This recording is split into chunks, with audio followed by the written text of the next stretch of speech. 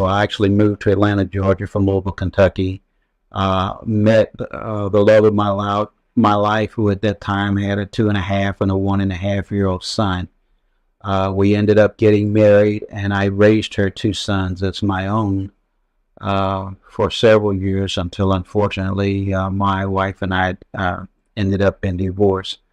However, during the time that we were together, we raised our sons in a very, very affluent neighborhood. We made sure that we provided for them everything from a material perspective that they wanted. Um, as they reached the age of 8 and 9 years old, they became more and more, as most young kids do, fascinated by video games and whatnot. And as parents, we tried to monitor the type of things that they looked at video, the Teenage Mutant Turtles and those type of things. We tried to keep them as kids. Um, Unfortunately, as they began to get older, they became more and more aware of video games like Grand Theft Auto. My children had a couple of older brothers and sisters that watched these games, and they were of age where they enjoyed watching those games. And so my children, my younger children, started to view those things at their siblings' houses. Uh, as they came home and they became more and more aggressive about wanting to have those type of videos of their own, my wife and I at the time, uh, we tried to keep them away from those games. It got so bad, though, to a point to where our oldest child at that time, by this time he was 9 years old, going on 10. When we go to the video stores on a family outing to get videos that we could watch as a family, he always gravitated towards Grand Theft Auto and the more violent games, where we were trying to get them to look at things that were more family oriented. It got to a point to where it was so bad that he would actually literally cry and scream and kick and fall out on the floor and have a temper tantrum if we didn't allow him to get the Grand Theft Auto video. So it got to the point to where primarily my wife did not want us to be embarrassed in the store, so she succumbed to it and let them look at these video games, not thinking that it would do a whole lot of harm, because of the fact, again, we took them to church every Sunday. Again, we provided all the things that we thought good parents should provide them. So we felt, well, maybe the video game wouldn't do a whole lot of harm. Um, our younger son wasn't really into those type of things that much. He found other outlets that kept him grounded and entertained him. One of the things that we did not realize as our older son, his name is Eric, started to become more and more aggressive in day-to-day living. We started experiencing things with him in school. His behavior became more and more aggressive. Uh, the child, Brian is his name, was not into those type of video games and whatnot. His outlet was pretty much playing basketball.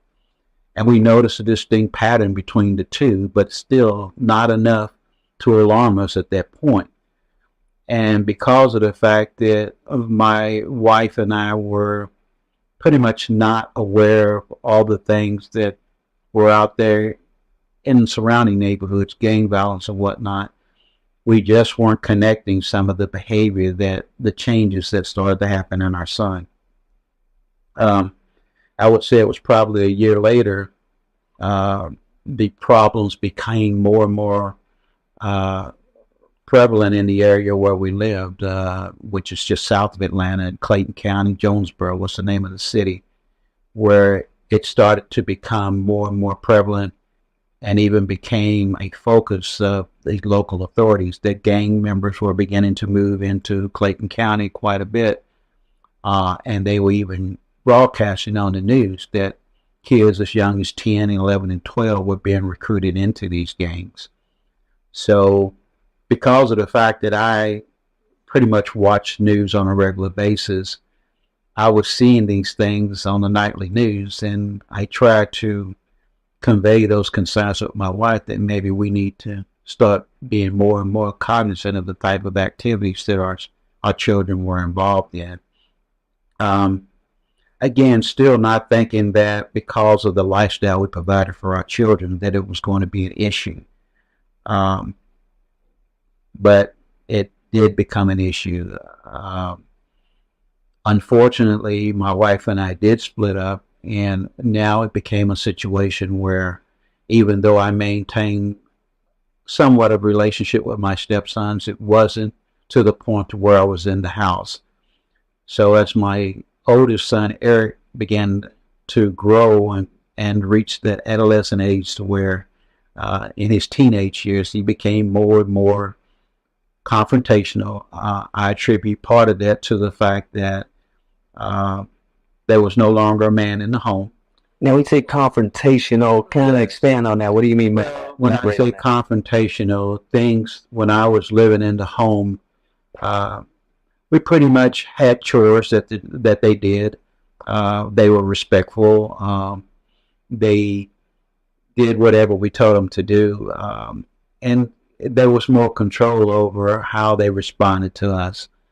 Uh, I'm not saying that their mother was a bad parent. I'm just saying as they grew older, they began to challenge her more to the point to where even though I was no longer in the home, she would call me on occasion to come over and have discussions with, particularly Eric, about his behavior.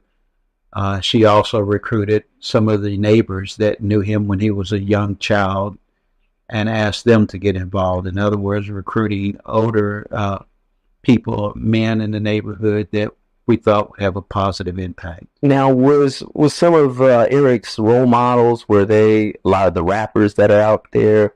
Absolutely. Eric really got into that culture again. Our younger son, Brian, he was into it, but not to the point where Eric was. I mean, Eric wanted to emulate those type of things that he saw on TV. He even tried to rap himself as young as 9 or 10 years old.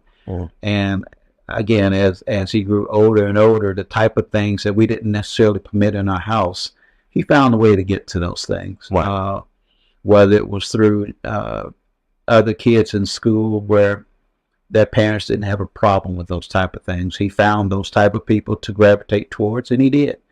And again, even though we didn't listen to that type of music in our house, he found a way. And when we did become aware of those type of people that he started to gravitate towards, we did our best to isolate him from that. But again, as children go to school and they get outside the home, those are challenges that it's hard to really kind of put a check on. But one of the things when I look back in retrospect that I think that his mom and I could have done and probably should have done more of is to have more family type oriented things that he would enjoy just as much.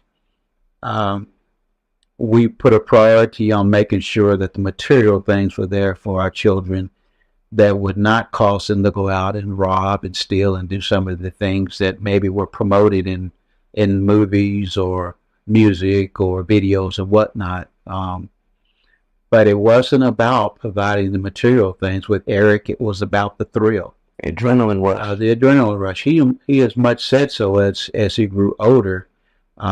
It wasn't about the fact that we weren't providing him the type of things that he wanted. He found it to be a challenge to go out and do these things. He also developed somewhat of what I would call, as he grew older, a Robin Hood type mentality. In other words, it's almost like he felt it was his duty to go out and take things from people who had and give it to other people who did not. Part of that came with some of the people that he hung around with who did not have the lifestyle that we were able to afford. So did he get involved in a gang? He did. Around 13 or 14 is when it really started to permeate itself. Again, I was not living in the home, but the calls from his mother, desperate calls from his mother, became more and more numerous to the point to where I was going over there in the middle of the night to try and bring some stability into the home. And you're 100 miles away, over 100 something. Not quite 100. I was about 30 miles away from where they lived. And it got to the point to where she was having to call the police to come over, still with him being a juvenile, there were a few things that the police could do, but they pretty much left a lot of the controlling of his behavior to the parent. Uh, when he was, again, 14, 15 years old, the police were making regular stops at my ex-wife's house, uh, and they would talk to him. And the first couple of years, he was still somewhat controllable, and the police would threaten him with this and threaten him with that. And again, they would tell my ex-wife there was only so many things, so much that they could do at that point because he was a juvenile. Uh, it became a point to when he became 15 that he was incarcerated in a juvenile home because it got to the point to At 15, you at said? 15 because his behavior became more and more aggressive to the point that uh, there was no longer any type of control that she would have. He became to the point to where he was getting angry enough to where he was becoming violent at home, literally taking his fist and busting holes in the wall. Mm. Uh, and she started noticing that he was coming home with tattoos on, the teardrop, things that are attributed to gang markings and whatnot. He would begin to tell her, And he's utilizing drugs, I suspect, and alcohol at this time. we could not tell that there was any drugs involved, at least based on the conversation. And this is still a 15, 16, where my ex-wife told me that she did not know of any drugs that he was doing. She suspected it, but she didn't know. Um, but again, it got to the point to where um, she became afraid of him because of the way he acted. He began to bully his younger brother and bully her, and basically was holding them hostage in their own house. I mean, he would literally, if he saw something his brother had, he would take it and dare him to say anything about it. This was very much uncharacteristic of him. And these are more characteristic of the game. And these are exactly the same type of things where the game Grand Theft Auto is, the whole theme is bullying others. Yeah. And you know, we never, and I never thought, because there was always love between he and his brother. And, you know, they had a very strong mutual bond with one another, where I never thought that he would. And, you know, as kids, you always have older siblings and younger siblings that will do things, pick on them and whatnot, that were harmless kind of things. But these were beyond that extent, to the point of where, you know, your brother gets brand new pair of tennis shoes, and you have a brand new pair of tennis shoes at the same time. But you take your brother's tennis shoes and you dare him to say anything about it. And if he did, then it became a very violent altercation, to the point of where the mother had to jump in between, and he would physically attack his mother. Again, things that I never thought that I would ever hear out of him. And just to go back to the background, you two are very professional. We are. And you brought them up in a very loving home. Very loving home. And so your message to the parents is that, because you have a lot of parents out there that kids are involved in, you know, maybe getting involved in gangs, are saying, well, I got to work twice as hard to get my kid to the suburbs, and or to get them what they need so they don't have to go out, like you said, to buy. What would your message be, you know, to those parents? Because, I mean, there was at a time to where, yeah, you wanted to get these kids to escape the violent areas. But now with multimedia and the internet and the video games and the music coming through the airwaves, I mean, this whole thug mentality is entering into the home no matter where you live.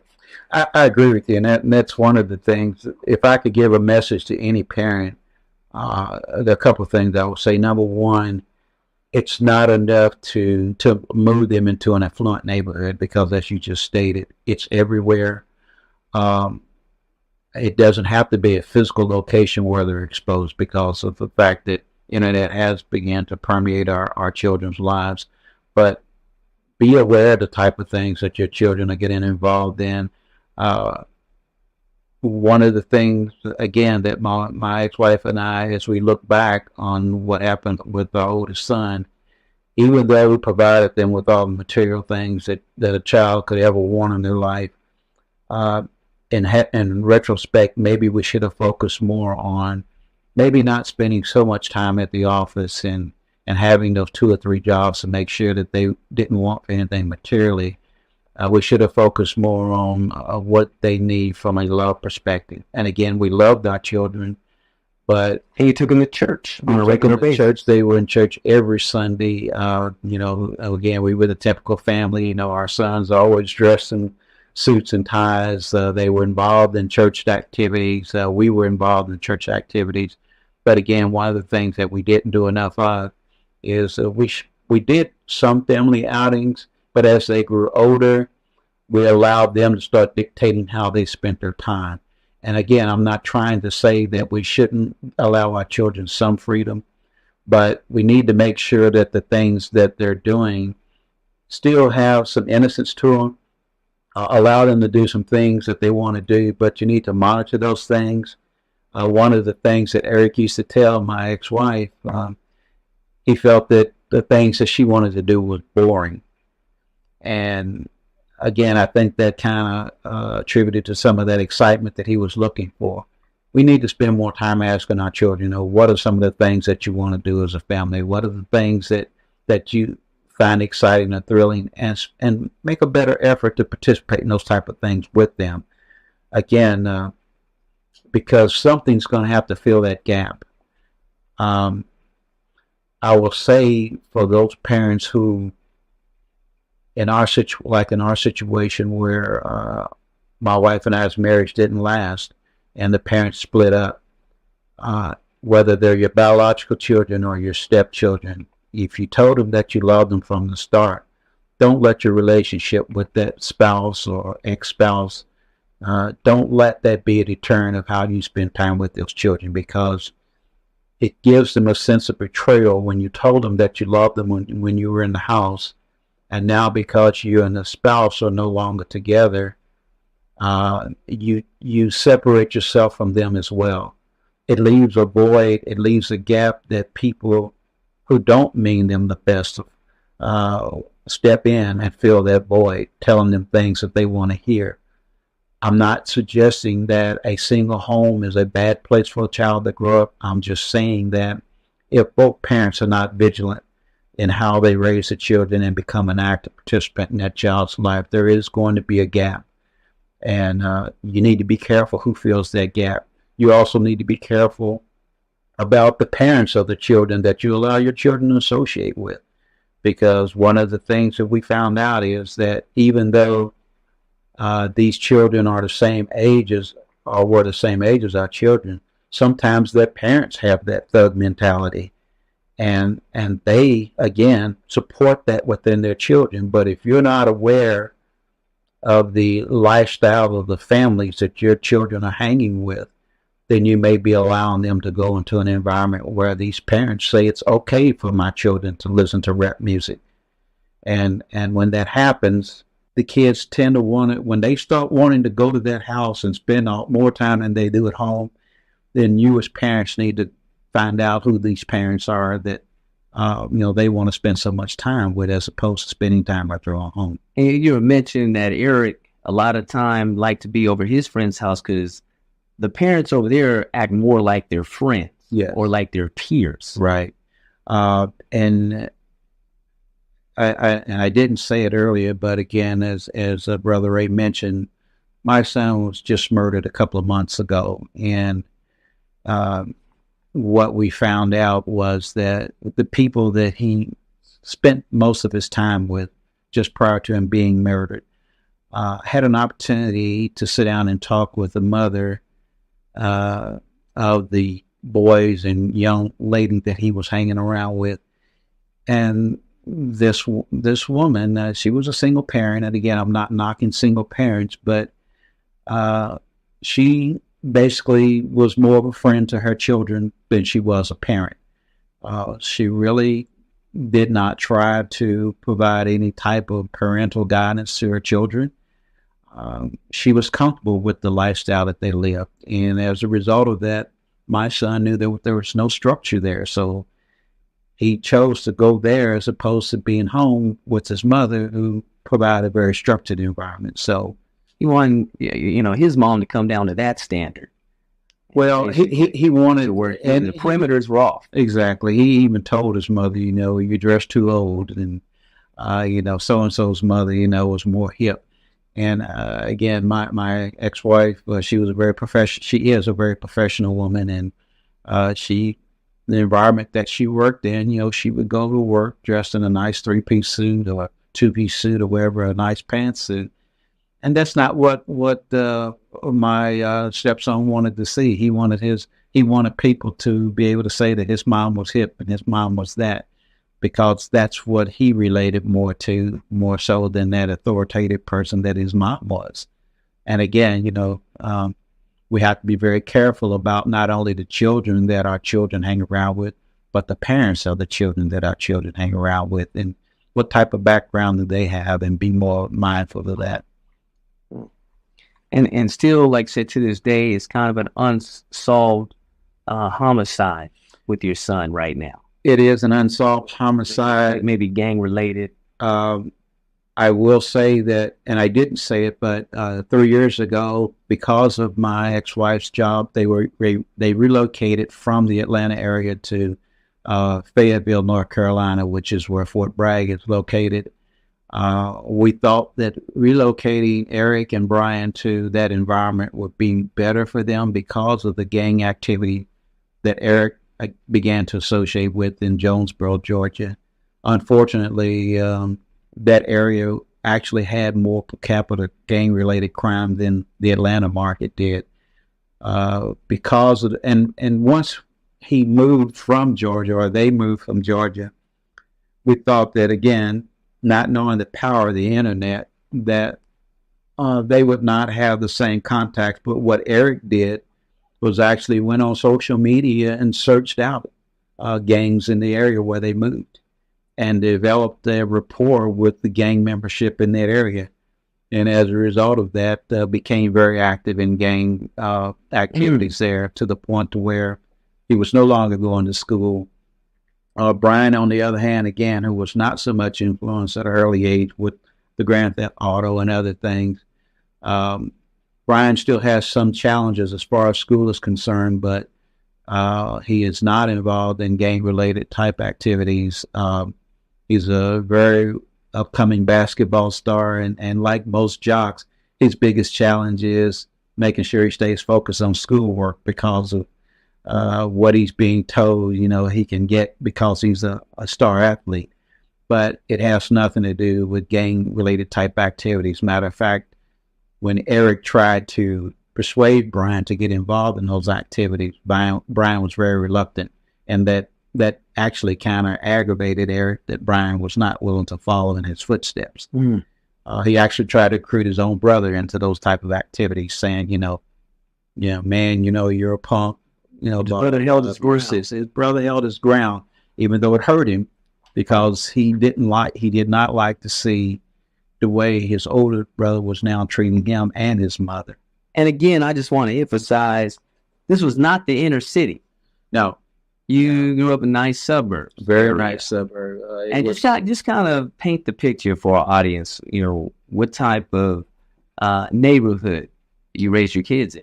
Again, this is a neighborhood on the south side of Atlanta in Jonesboro, Georgia. It was the most affluent neighborhood on the south side of Georgia. Let me rephrase, one of the most affluent neighborhoods, not the most, not $1 million homes, but, again, the type of home that you would very much like to live in, 6-bedroom home, 5 baths, TV in every room, pretty much anything that they want. The neighbors, basically everyone is professional. Several of them own their own businesses. Some of them work for the government, for the military, for the most part. Very well respected people in the community. The neighborhood itself, again, was one of the most, and still is one of the most affluent locations in Clayton County. Probably second to a place like Lake Spivey for people who know that area, but very, very nice neighborhood, very nice homes. Okay. Two loving parents, Two loving in the parents. church, education was emphasized.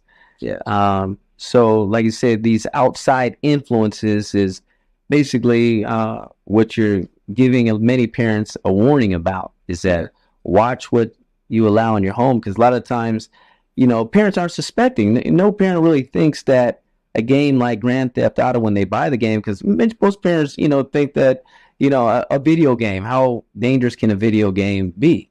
You know, but we don't realize that a lot of times in these games, women are being killed, innocent people are being killed. And like I said, this goes oblivious to most of the public. When I explain to people what is going on in Grand Theft Auto, and most parents that even got this game, they said, I had no idea this was, I mean, they sell this game at Toys R Us. So why would I suspect these type of things were in this game? Right. And the other thing too is, and I think I shared with you the other day, as I mentioned earlier, when our children were 8, 9, 10 years old, and they wanted to see Grand Theft Auto. If you think about it, even in the school and on the news, one of the things that teachers will tell you as children are growing up, that's when their minds are developing the most. That's when they're easiest influenced. Like when you're teaching children a second language. Most students, or most schools rather, are doing that in elementary school, kindergarten, because they know that's when a child's mind develops the most. So if you take someone like my son Eric, who started off at 10 years old, 9 to 10 years old, seeing Grand Theft Auto, whether it was at home or whether it was over to his older siblings' house or cousins or whatever, that's the type of thing that was being put into his mind, and those things will help formulating his behavior as he grew older. And again, like I say, you don't think about when they go visit their older siblings or their cousins that these things are going on in their home. But again, you have to be cognizant of the people that you let your children associate with, whether it's their own peers or whether it's the parents of the peers. You have to be aware of where you're sending your children. And please, please don't allow the video games to babysit your children. It's if you have a big house like we had, don't put your kids in one side of the house and allow the video games and the internet to babysit them while you're off in another part of that big old house doing things on your own. Video games are nice, and obviously as parents, we want to make sure that we have quality time, whether it's with our significant others or whatnot. Don't allow the video games, the type of things that children are exposed to today, whether it's on the internet or video game, don't allow those to become the babysitter for your children. In other words, don't let them replace the time that you should be spending with your children. Find more family-oriented things that you can do with your children that will help you have, even if it's no more than a sit-down discussion with them. Ask them every now and then, what is it that you need from me as your parent to help you be successful in life? I don't think we did enough of that with our children, even though we were always telling them what we think they need to do to be successful in life. Substitute some of that time on the computer, even if that means limiting the amount of time that they're on the computer. Your children are going to bed, like a lot of times we would go into our children's bedroom in the middle of the night and find out that the video game is still going because they've fallen asleep with the remote control in their hand. Maybe we need to limit the amount of time that they spend with those things. Balance some of that time out. Balance some of the time that we spend doing other things as parents. Spend more of that time with our children. Give them more of our time. And again, asking them, what is it that we're not giving you? We're thinking that we're giving them everything. We need to be asking them, what is it that you would like to see us do more of that will help you be successful? And one of the answers that our children used to give us all the time is, I'm good. When your children say to you, I'm good, then you need to ask them, what does that mean? What does that mean that you're good? Does that mean that you have everything you need to be successful in life? Are you happy? Don't just let them get by with saying I'm good, because by saying that, we have no clue what that really means. And so I would just encourage you just to have more dialogue with them, and just don't make your conversations with your children so one way to the point where they begin to resent you, and they do seek places where they are able to be more vocal about what their life is like. As I mentioned earlier, those parents who basically have an anything goes type of environment. Your children are going there and expressing their displeasures at home. They need to be doing that with you, not with somebody else who really can't solve their problem. They need they need to have an environment where they're able to do that at home.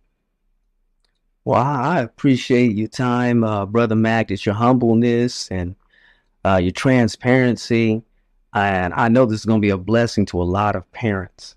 And just a message that you just put out to our audience. And I know it's resonating with them right now. Just in closing, a few words you want to just say as we just close this session out. And I'm going to let you close the session out. In closing, again, I just want to reiterate everything that I've said in this interview and this recording. It's not rehearsed. Again, even though he was not my biological son, as a parent, I will willingly admit that a lot of the hurt that I'm feeling today, excuse me. It's okay. Take your time. Even though some of the hurt that I'm feeling today, 2 months removed from my son's death, it's because I feel like to some degree, as much as we try to show our sons that we love them, part of my fault as a parent is I feel like I let him down because I did not stay involved enough in his life. It's not enough to provide the material things. I can't overemphasize the fact that we need to talk to our children more. We need to show them and again, if for whatever reason the parents are not in the same home, that parent who is a non-custodial parents work together with one another to make sure that you're filling that gap in that child's life. They'll make them feel like that they don't have a father or a mother figure that they can go to, because somebody is going to fill that void. And it's not always going to be the person that you want to fill that void. I'll never be able to hold my son again. I'll never be able to see him graduate from high school. But I do have one son left, and I'm doing everything I can now to correct those mistakes. He lives 400 miles away, but I'm not letting that be a roadblock to the time and the attention that I give to his life. I'm not letting my relationship with his mother be a deterrent to my ability to correspond with him. His mother and I have made peace with one another to the point to where we can talk about what's best for our child. And I encourage you parents that whether you're in the home together or not, be a parent to that child. Make sure that there are no voids in his or her life so that you're not feeling the same pain that I'm feeling. Father, we just thank you so much. Yes, that's all I can There's say. no name above your name. I wouldn't serve any other name. Yeah, sure. Are you experiencing voices in your head, sleep paralysis, fits of uncontrollable anger, constant nightmares, overwhelming fear, anxiety, and panic attacks? If so, good news, you're in the right place. God wants you and your family free. Look, demons are real. They're on assignment to cause sicknesses, violence, crime, tragedies, mental illnesses, and even premature death. This book, Demon Mentality Exposed, will give you a deep understanding of the diabolical mentality of demons through the narrative of an experienced demon deliverance minister. Evangelist Rayford Johnson is a retired correctional counselor and author who counsels and ministers healing and demon deliverance at correctional facilities, the streets, online, YouTube, phone prayer line, conferences, and residential settings. Learn how to safeguard yourself and your loved ones from demonic oppression, possession, and curses through the power contained in God's Word, the Holy Bible. Mentality Exposed is a groundbreaking book that offers an honest and insightful look at the inner workings of gangs and their members. Author and certified gang specialist Rayford Johnson draws from years of experience working in one of the nation's most violent adult youth correctional facilities and provides a unique window on the psychological and spiritual factors that lead individuals down the path of gang involvement. This book is not just another academic study of gang behavior. It's a raw and compelling account from someone who has been in the trenches, working directly with inmates and learning from their experiences. From the pressures of poverty and violence to the allure of power and status, Thug Mentality Exposed explores the complex motivations that drive young people into the thug life. Whether you're a concerned parent, a teacher, or simply someone who wants to better understand this important social issue, Thug Mentality Exposed is an essential read. With its powerful insights and compelling storytelling from the author and inmates themselves, this book will leave you with a deeper understanding and solutions to address thug culture. Order Thug Mentality Exposed now in paperback and Kindle. Introducing the powerful and captivating story of Ruben Palomares, a former LAPD cop who overcame incredible odds to find redemption. Follow his journey from the mean streets of East LA, through the ranks of his boxing career, and ultimately into law enforcement. But when tragedy strikes, Ruben's life takes a dark turn, leading him into a life of crime and despair. Yet despite facing brutal battles against unseen demonic forces, Ruben ultimately discovers a path to healing and deliverance through faith in his Savior. Join us for this ultimate tale of redemption, as Ruben Palomares rises from the dark pits of despair to become a true hero in his own right. Order your copy today of Redemption of a LAPD's Rogue Cop by author Rayford L. Johnson on Amazon in paperback and Kindle. Ever wondered why secret societies are secret? Why is it that an overwhelming majority of elite leaders in America, including those who've occupied the highest office, have belonged to an organization in the vast network of secret societies, whose rituals and teachings derived from the ancient mystery schools of Egypt and Babylon? Why is death the penalty for breaking a secret society oath? Why do they pay homage to pagan gods and goddesses? Why do many self-proclaimed Christians belong to these secret societies when their practices blatantly violate God's commandments, such as Exodus 20:3, which states, "Thou shalt have no other gods before me"? And why don't most of their pastors say anything about it? Is there a secret motive behind the positive PR that many of these secret organizations receive for their good deeds, such as feeding programs, scholarships, volunteering, youth mentoring, etc., that even the lower-ranking members of these societies don't know about? Could today's network of these secret societies be the architects and workers of the Antichrist New World Order, aka Illuminati, as prophesied in the Holy Bible? These questions and more will be answered by author and evangelist Rayford L. Johnson, who has spent more than 20 years researching, writing, and teaching on the occult. Johnson has counseled and ministered demon deliverance prayers on many former members of the occult. Many of them have testified that they have been set free by the power of Jesus Christ from the spiritual torment and generational curses that the pagan rituals and oaths have unknowingly brought upon them and even their family through the spiritual legalities of breaking God's commandments. As God's word tells us, it's the truth that makes you free. Get your copy of the Greek letter Exposed today on Amazon in paperback and Kindle.